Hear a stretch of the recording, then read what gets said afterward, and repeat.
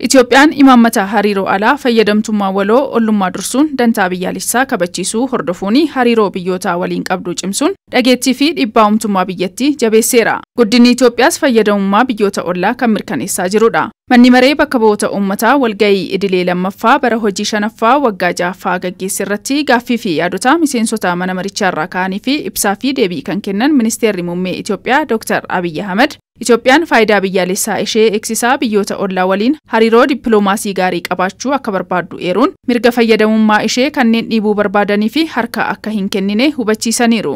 ኢትዮጵያ አሁንም ያላት አቋም ግልጽ ነው። ግብጻውያን ወንድሞቻችን ናቸው።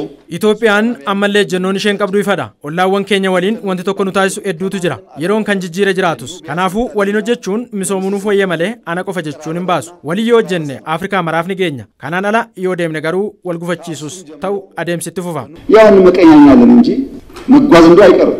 Guddinni fi badhaadhinni Itoophiyaa sodaa biyyoota biroo miti kan jedhan hayyuun saayinsii hawaasaa Dr. Galataa Sixootaa turtii Faanaa Miidiyaa Korporeeshin waliin taasisaniin Itoophiyaan hojiiwwan dinagdee biyya utubuu fi hojjechaa jirtuun biyyoonni ollaas fayyadamoo ta'aa jiraachuu kaasaniiru.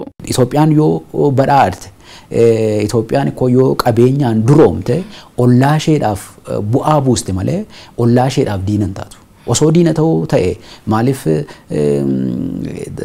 daa'imman keenya irraati daabboo hanqisnee hidhii haaromsaa ijaarre sun maaliif Keeniyaa Suudaanitti biyya kabiraatti darbee tajaajila. Sun jechuun maal jechuudha? Guddinni Itoophiyaa fi misoomni Itoophiyaa keessa ollaadhaaf sodaa osoo hin taane ol utubbiidha malee rakkoo ta'uu hin danda'u. Itoophiyaan yeroo dhiyoodhaa asitti piroojektota meeggaa karoorfachuun hojjechaa jirti. Piroojektonni kunniin imala badhaadhina biyyattii kan saffisiisu akka ta'e kan ibsan ministeerri muummee Itoophiyaa Dr. Abiy Ahmed kanas yeroo gabaabaa keessatti xumuruun fayyadamummaa uummataa mirkaneessuu fi ni hojjetama jedhan. ይሄ የጋዝ እና የሪፋይነሪ Projektiin gaazii kun wantoota alaa galan hambisuun qabeenya akka qusannu nu gargaara. Galtee oomishaa fi dinagdee irratti dhiibbaa guddaa qaba. Baasii Itoophiyaan baastu inni guddaan boba'aa fi xaa'oodha. Kana bakka buusnaan qabeenya guddaa qusachuu dandeessi. Kanaafuu projektii kana akkaataa jalqabneen kan galmaan geenyu ta'a. በጀመርነው መንገድ ከትራክ ጀምረን ደረጃ በደረጃ የምናሳካው ጉዳይ ይሆናል። Hojiileen mootummaa jijjiiramaatiin hojjetamaa jiran kan dinagdee biyyattii hundirraa jijjiiran ta'uu hayyuun saayinsii hawaasaa Dr. Galataa Sixootaas himaniiru. Akka biyyaatti gasii guddaa nu baasan keessaa tokko ooyilii yookiin immoo inni kabiraan immoo xaa'oodha jedhanii turan.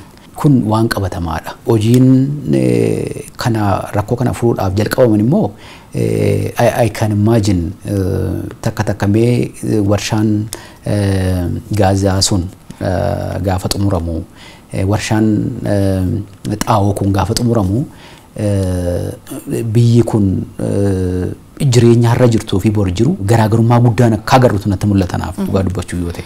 Maaliif birrii doolaara biliyeenaadha kan waggaa waggaadhaan biyyi kun gatiitti baastu. Sanammoo biyya keessatti hambisuu jechuun gatiin sanatti ba'u maal ta'a misooma irratti investitaa jechuudha.